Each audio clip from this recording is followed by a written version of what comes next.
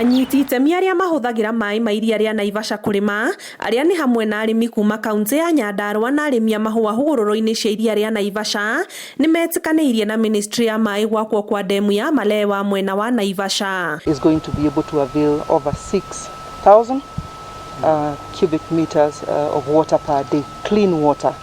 It is part of this that we'll be sharing as part of our responsibility with the residents of Naivasha. Arimi a mahua makoretwo makiregana na waki uyu makiuga ni ugucungirira kuhua kwa iria ria Naivasha. Oho minister ni agwetete mubango wa thirikari wa kwenja demu ingi igiri kaunti-ini ya Nyandarua niguo kuongerera ihumo cia mai. Studies have been conducted. Designs for 2 of the other dams, say for Malewa, where the feasibility and the design has already happened, are happening concurrently.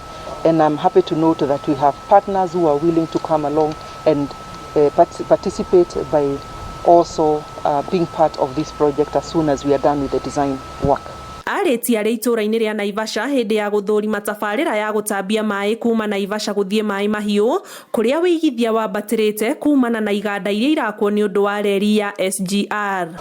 The water kiosks which are going to convey water to the residents who are on the critical part on the way of the pipeline as it finds its way to the industrial park be constructed in the coming up to 3 weeks is a time we have agreed. Kiribotera Inooro TV, Jetago Ani Gige Wanyamu.